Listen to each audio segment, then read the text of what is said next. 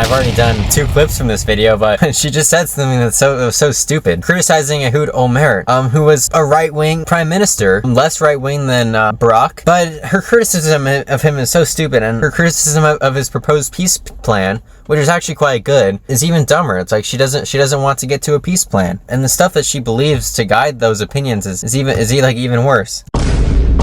His entire proposed peace framework, that of essentially creating a Palestinian state in East Jerusalem and the West Bank, turned upside down by the realization, and he hasn't had, unfortunately, the temerity after the 7th of October to recognize the risk that he would have put Israel to in light of the Hamas takeover. And when you see, as we saw... All right. Does she seriously think that Hamas would have enough support after some Palestinian body somehow managed to get an Israeli prime minister to give them East Jerusalem? If the Palestinians got East Jerusalem and they still did terrorism, I would lose all faith in the Palestinian people. Like, they're probably not going to get East Jerusalem. They're probably going to get sovereignty over Arab neighborhoods. They're not getting all of East Jerusalem as Omer wants them to get, and as I want them to get. The idea that they would commit October 7th after going back to 67 borders in a contiguous state with international forces patrolling their borders, making sure it's not becoming a terror state with a democracy, like, there's not going to be public support for October 7th, because October 7th was a response to the blockade. It was the support of the Palestinian people for October 7th was a response to the blockade. I happen to think the blockade was justified in the early stages, and they should have blockaded less stuff and allow the fishing industry to be less harmed by the blockade, but there would not be support for an October 7th if the Palestinians got that big of a win. And when you see, Natasha... I was answering the previous question. Okay, but let me just, on the point of legality, actually it's very productive. On the point of legality, only last week the Israeli government announced new settlements, 22 settlements. Well, no, can we pause? Well, hang on. Yes. On the West Bank, 22 settlements, which the international community views as illegal. They announced 22 new settlements. As a lawyer, given your adherence to the point of law, presumably you would condemn that. Well, this is exactly why we need to be clear about how international law applies and why the notion of these so-called illegal settlements is a misnomer. You don't think they are? It's not a legal term, it's a political term. Oh, yes. Yes, please. I want her to make the argument so bad, because the argument that settlements are not legal, I've read all of them, they're bad. I don't know which one she subscribes to, but it's so simple. It's simply occupied land. Land is occupied. That's the Hague Conventions, and they're moving their civilian forces in there, which international law does not like. Why? Why does it not like that? Because it makes occupations permanent and they become illegal annexations, and that is not good, because typically an illegal annexation will come with some kind of ethnic cleansing or atrocities committed against the people who are not getting citizenships under that occupation. That's why we do not like settlement, among other things. Settlements are, on their face, they're only a small part of why Palestinian life is so bad in Area C. Yeah, she won't. I don't even think she'll expand upon that. She'll just say it's some term that anti-Semites use. And it is part and parcel of a misapplication of international law to the status of the territory. These blood libels, occupation, ethnic cleansing, so you think the settlements are not illegal? And genocide are all part and parcel of the propaganda, which I would like to be able to come on to, because all of the evidence goes in completely the opposite direction in terms of Israel's compliance with the laws of armed conflict and its in the amount of steps that Israel takes. Unprecedented in the history of armed conflict, and military commanders that's just a load of bullshit. I'm sorry, it just is. Which other army? It just is. Which other war in recent times? I mean, I'll defend her. It might be true. I'll defend the evacuations from North Gaza to South Gaza. They're supposed to do that under international law. They're supposed to do that. They did facilitate aid, not enough. They did commit some war crimes, like starvation as a weapon of war. I went over that in another video, but I'm focusing on the things that they did right. We know that they did call individual buildings, telling them to evacuate because they were going to get bombed. We know that they did send leaflets. We know that multiple people have to sign off on every airstrike, and that we know that there's a proportionality assessment. Now, whether it's a BS proportionality assessment and everyone signing off as all genocidal maniacs, I don't know. Like, no one can know that.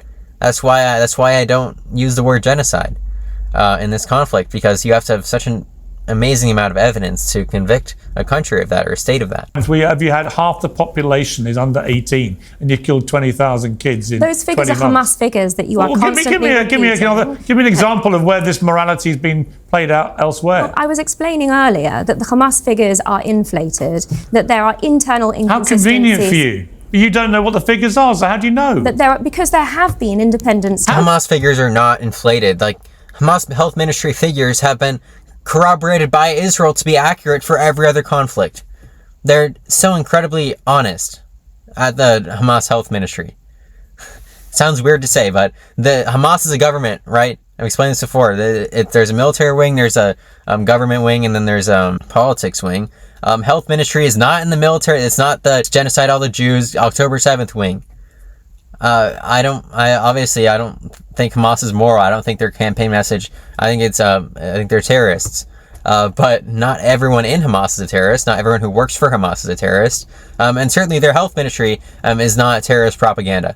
And Israel has corroborated that statement. Do you know how many figures are inflated or otherwise? You don't know how many have been killed. Because we know Hamas lies. It is an internationally prescribed terrorist organisation. Well, some might think you're lying because you say on one hand, I don't know how many children have been killed, but on the other hand, and that's a blood libel if you say we've killed any of them, but on the other hand... That's not what I said, no. Yeah, but on the other hand, you know all about the ratios and you know how humane the Israeli forces are being, but you don't know how many they're killing. Because even on Hamas figures, which we know to be false, which do not make distinctions between civilians and civilians they're false. We do, because there How do you know they're false? You don't know how many have been killed. Because Hamas has even itself revised those figures down and acknowledged them.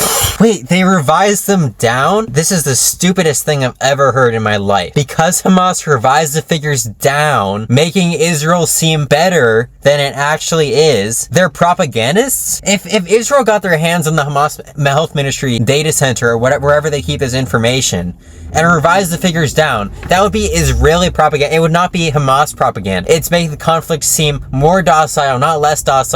Hamas revising the figures down is an act of integrity, and they did not revise them down by like half, admitting that they were making up numbers the whole time. No, it was like a few thousand.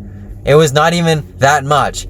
Probably many more thousand than they revised down were under rubble at the time when they revised them down. Like, I honestly don't think that she has like free will. I think she's being controlled right now from like the Mossad. I have no idea. Or she might be a robot. With the amount of expression she shows, she probably could be a robot. Are false, and the UN is still touting. So how many children has Israel killed? If we go back to the question, can you answer my question? If you go back to the ratio, do you know my? But I can tell you the ratio, even on the basis of Hamas figures. You can tell me the ratio without. But how do you know if you don't know how many have died? I can tell you the ratio even on the basis of the false Hamas so you've figures. no idea how many have been killed, but you can tell me the ratio. I can tell you the ratio. You're a smart lawyer. Do you not understand how ridiculous that sounds? If we were in a courtroom now, you would be. Ratios between 1 to 1.5 to 1 to 5. That sounded weird. 1 to 1.5 to 1 to 5. Like, that's usually, the IDF says it's about 1 to 1.5. Independent people say 1 to 1.4, 1 to 1.5. There are stray independent organizations that'll say 1 to 14. I saw that one time. There are people like Ben Shapiro who says 1 to 0.5. Nobody knows. Like, let the journalists in so we can get a better idea. How about that? Demolished by a fellow lawyer. They would say, what are you talking about? Piers, this is not how courtroom etiquette is conducted, I'm afraid. I would be Actually, some of my favourite lawyers conduct them exactly like this. I would be permitted to finish a sentence. The reason we can say that the ratio before the ceasefire was 1 to 1 or 1.15 to 1 is on the basis even of Hamas figures. Well, 1 to 1 or 5 to 1? Which one was it? 1 to 1 to 1.5 to 1. At different points in that period, those were the two separate estimates. Studies show that strength training burns more fat than cardio alone and is critical for maintaining muscle. And that is on the basis of to know that, you'd have to know how many innocent people you've killed as well. That is on the basis of the false Hamas figures. So the reality is that the expectation would be the ratio is you don't believe that. So what is the number? Oh yeah, the false Hamas figures that are so false because they revise them down. Wait, they revise them down, so that makes them less false. Why would Hamas revise figures? All right, we've already litigated that. I can't believe her brain isn't exploding from like how stupid that is. The reality is that the expectation would be the numbers are even less than that. That, in any event, is unprecedented in the history of urban armed conflict. So it puts the lie to all of these accusations that we have been hearing. And the reason, let me finish this sentence, if you will.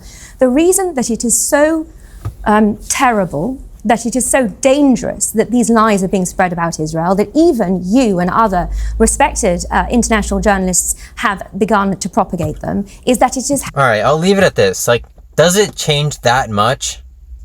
I've thought, like, if really half the people being killed were terrorists, would my opinion change at all? As opposed to if it was 1 to 5. Like, they're both relatively acceptable under international law. The problem is that this war is going nowhere. I don't care what the ratio is. It's not going to any peace plan, because they're going to reject Omer's peace plan because the Israelis think that they have the right to ethnically cleanse the Gaza Strip. I saw a poll, like, the majority, like 80%, wanted to move the Gazans out of Gaza. Even if 25,000 of people died of the 50,000 total count, and they were civilians, I would say that's not worth it, because Hamas has not changed in size at all. It's probably bigger. Palestinians are going to get more radical than Hamas. Why? Because Israel has gotten more radical because of this war. So that's how this conflict has worked in the past. Like, there have been times, like the 90s and maybe some parts of the 70s, where desire for a two-state solution was quite high. But on both sides, like, both sides kind of move in tandem away from each other or towards each other, in general, like broad strokes. But this war, it's either going to end in a long-term occupation of Gaza, in which the right wing is going to grab it by the horns and start settling there, or it's going to end with Palestinians being forced to leave Gaza and go somewhere. I don't quite know where. It would be horrible for them to go anywhere, because they're probably not going to be let back with the same rights. Like, this is not temporary refugee. Like, Israel is beyond temporary Palestinian refugee. Like, that's where this whole conflict comes from. That's obviously a horrible idea. The only acceptable thing is to say, well, mistakes Israel's made in the past has led to this situation, and same with Palestinians. Mistakes they've made in the past have led to this situation. I happen to think Israel's made more mistakes, but they have to deal with it. They have to deal with things like Palestinian violence in the West Bank, and Palestinians have to deal with things like settler violence in the West Bank, and Israel has to deal with terrorist attacks like October 7th, and the Palestinians have to deal with blockade and occupation and not having sovereignty, not having a state. And the refugee problem. I mean, it's just kind of the bed that they've made for themselves. On both sides, like, there's definitely culpability on both sides. But obviously, I lean one way.